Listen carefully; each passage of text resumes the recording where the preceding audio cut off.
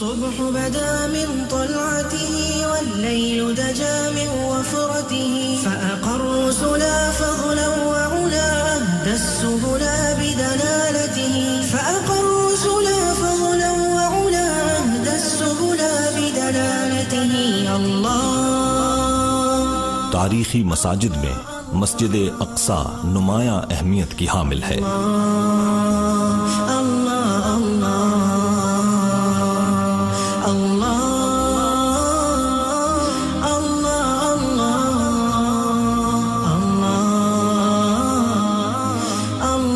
مسلمانوں کا قبلہ اول اور خانہ کعبہ اور مسجد نبوی کے بعد تیسرا مقدس ترین مقام ہے.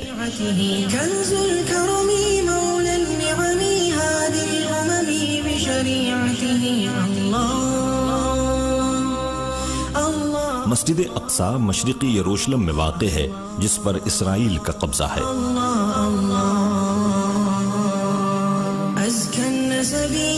یہ یروشلم کی سب سے بڑی مسجد ہے جس میں 5000 نمازیوں کی گنجائش ہے، جبکہ مسجد کے صحن میں بھی ہزاروں افراد نماز ادا کر سکتے ہیں. حضور پاک صلی اللہ علیہ وآلہ وسلم جب سفر معراج پر گئے تھے تو مسجد الحرام سے مسجد اقصی میں پہنچے تھے اور اسی مسجد میں تمام انبیاء کی امامت کرانے کے بعد براق کے ذریعے 7 آسمانوں کے سفر پر روانہ ہوئے تھے.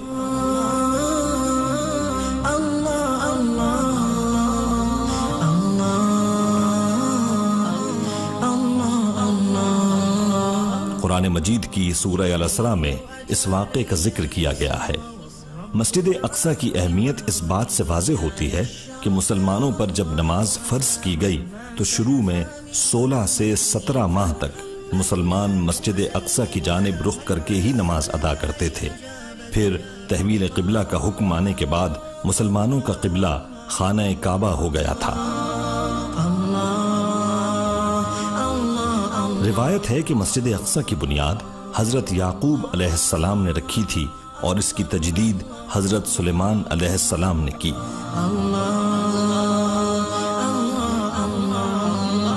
اس کے بعد وقت گزرنے کے ساتھ اس کی تعمیر اور تزئین و آرائش ہوتی رہی ہے.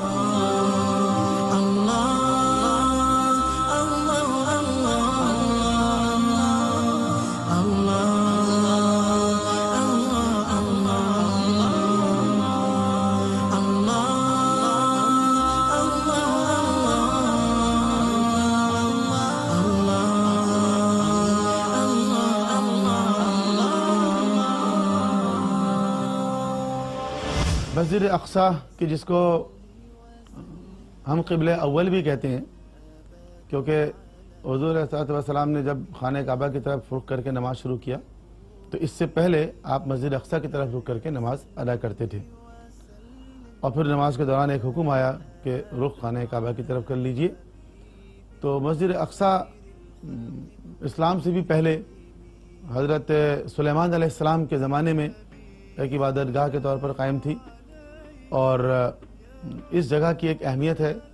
قرآن کریم میں جو اب حضور کے معراج کا تذکرہ آیا جہاں پر سورہ بنی اسرائیل میں تو اس کا آغاز اسی طرح کیا گیا سبحان الذی اسری بعبدہ لیلا من المسجد الحرام الی المسجد الاقصی کہ پاک ہے وہ جو لے کر گیا اپنے نبی کو راتوں رات مسجد حرام سے مسجد اقصی کی طرف.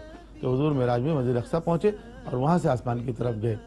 تو یہ بہت مقدس ترین جگہ ہے اور مسلمانوں کی اس مسجد سے بہت وابستگی ہے اور یہ افسوس کی بات ہے کہ اس پر بعد میں یہودی اور صہیونی قابض ہو گئے اور آج مسلمان اس میں نماز ادا نہیں کر پا رہے ہیں. ایک چھوٹی سی بات میں اور عرض کروں کہ مسجد اقصی وہ مسجد ہے جس کا گنبد جو ہے وہ گہرے سبز رنگ کا ہے اور ایک قدیم مسجد ہے اور اس کی جو عمارت ہے وہ پتھر کی بنی ہوئی ہے جس کو ڈوم آف دی راک کہتے ہیں. عام طور پر یہ ہوتا ہے کہ ایک گولڈن ڈوم سنہرا گنبد جو ہے وہ دکھایا جاتا ہے تصویروں میں اور لوگ سمجھتے ہیں یہ مسجد اقصی ہے. تو وہ مسجد اقصی نہیں ہے، یہ وہ مسجد ہے کہ جو بعد میں ایک اموی حکمران نے قائم کی تھی اس مقام پہ جہاں پر کہ حضرت عمر اور بیت المقدس کے عیسائیوں کے درمیان ایک معاہدہ ہوا تھا. تو تو عبد الملک ابن مروان نے اس مقام پر ایک مسجد تعمیر کی تھی، تو یہ اس کی تصویر عام طور پہ لوگ سمجھتے ہیں مسجد اقصی، یہ مسجد اقصی نہیں۔ تاریخی نوعیت کی حامل ایک اور مسجد ازبکستان کے دارالحکومت میں بھی موجود ہے، جسے خواجہ امام مسجد کہا جاتا ہے۔ روایت ہے کہ یہ مسجد 8ویں صدی میں تعمیر کی گئی تھی۔ 13ویں صدی میں چنگیز خان نے جب سمرقند پر قیامت ڈھائی تو اس کے حکم پر اس مسجد کو بھی شدید نقصان پہنچایا گیا تھا، لیکن 1834 عیسوی میں اس مسجد کو دوبارہ تعمیر کیا گیا۔ اب اس مسجد کو اس کی ابتدائی اور اصل حالت میں بحال کیا جا چکا ہے۔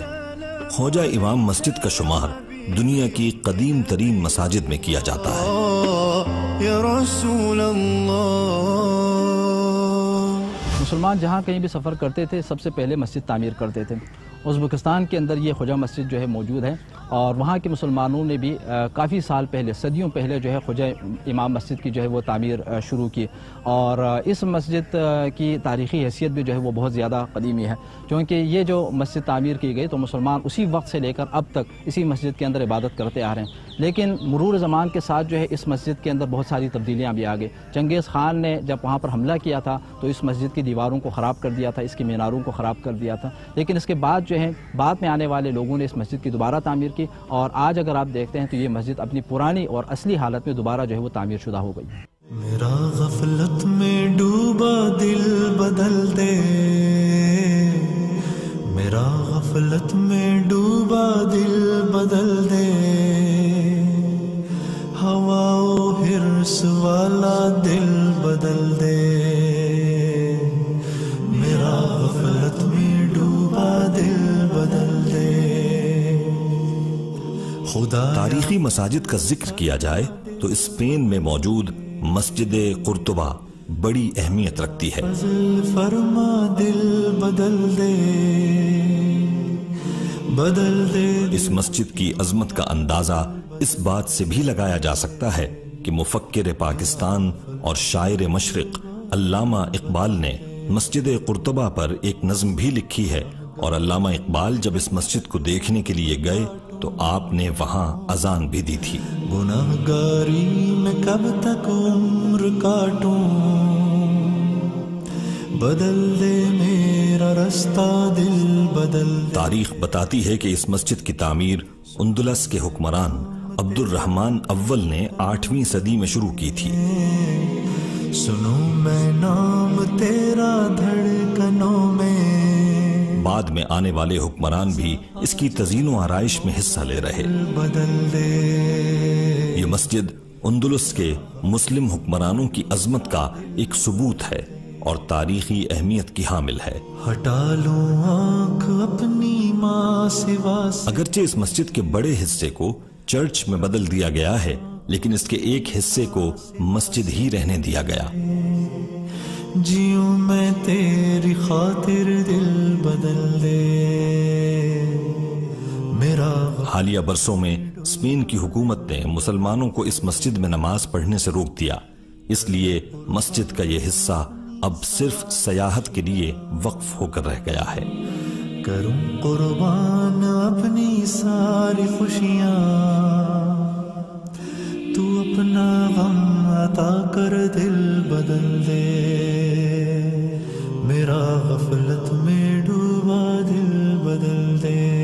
مسجد قرطبہ مسلمانوں کی جو ایک شاندار حکومت رہی ہے اسپین میں، اس کی نشانی ہے کہ مسلمانوں نے اندلس میں بہت تعمیراتی کام کیے۔ ان میں سر فہرست قرطبہ کی ایک مسجد ہے جو ایک بہت وسیع و عریض مسجد تھی اور بہت خوبصورت، اسٹیٹ آف دا آرٹ۔ اس کی تعمیر کو دیکھیں، اگر آپ آج بھی جا کر دیکھیں تو انسان حیران ہو جاتا ہے۔ یہ الگ بات ہے بعد میں اس کو ختم کر کے اور چرچ بنا دیا گیا، اور اب وہاں پر نماز پڑھنے پر بھی پابندی ہے۔ علامہ اقبال جس وقت گئے اس مسجد کو دیکھنے کے لیے تو انہوں نے خواہش ظاہر کی کہ وہاں نماز ادا کریں، اور علامہ اقبال کو نماز ادا کرنے کا موقع ملا۔ اس پہ وہ بہت مسرور ہوئے، بہت خوش ہوئے، اور انہوں نے اشعار کہے اس کے اوپر، اور اس کی شان اور عظمت پر انہوں نے شعر کہے علامہ اقبال نے. تاریخی مساجد کی فہرست میں اور تک کوئی مسجد کا نام بھی لیا جا سکتا ہے. بدل دے میرا دل بدل دے میرا دل بدل دے. یہ مسجد استنبول میں واقع ہے. اس مسجد کی تعمیر اس وقت کے عثمانی سلطان عبد المجید اول کے حکم پر 18ویں صدی میں کی گئی تھی. دل شکستہ رہوں کیوں دل شکستہ دل بدل دے. اس لحاظ سے یہ مسجد بھی تاریخی حیثیت کی حامل ہے. ڈوبا دل بدل دے. اس مسجد کا طرز تعمیر دنیا میں منفرد سمجھا جاتا ہے. اس مسجد کی دیواریں سفید پتھر سے تیار کی گئی ہیں. اتنی آرزو ہے. استنبول میں موجود یہ مسجد آج بھی دیکھنے والوں کو حیرت میں ڈال دیتی ہے. میری فریاد سن لے میں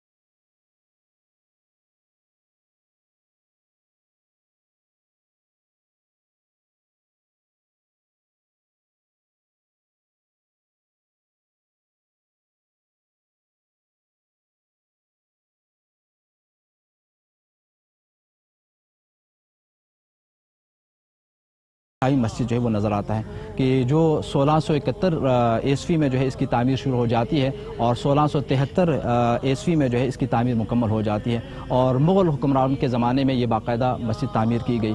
اور اس مسجد کی خوبی یہ ہے کہ یہ سرخ اینٹوں کے ذریعے جو ہے باقاعدہ اس مسجد کو تعمیر کیا گیا ہے. اور اس کا جو صحن ہے وہ انتہائی شاندار اور انتہائی وسیع ہے کہ جہاں پر ہزاروں کی تعداد میں نمازی جو ہے وہ نماز ادا کر سکتے ہیں. الصبح بدا الصبح بدا الصبح بدا من تاریخی مساجد بھارت میں بھی کافی تعداد میں پائی جاتی ہیں. فأقروا سلا فضلا وعلا أهدى السبل بدلالته فأقروا سلا فضلا وعلا أهدى السبل بدلالته. کیونکہ بر صغیر پاک و ہند پر ایک عرصے تک مسلمان حکمران رہے، اسی لیے یہاں مساجد کی کمی نہیں. ایک ایسی ہی تاریخی مسجد کا نام چیرمن جامع مسجد ہے. اس مسجد کے بارے میں کہا جاتا ہے کہ یہ بر صغیر کی سب سے قدیم ترین اور ہندوستان کی پہلی مسجد ہے. ایک روایت کے مطابق اس مسجد کو 629 عیسوی میں تعمیر کیا گیا.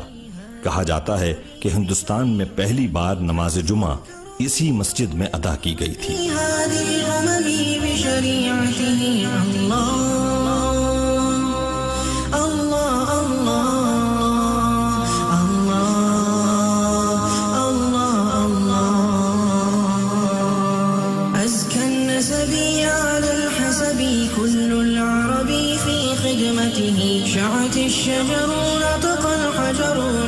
دین اسلام کی روشنی اس کرۂ ارض کے چپے چپے میں پھیلی.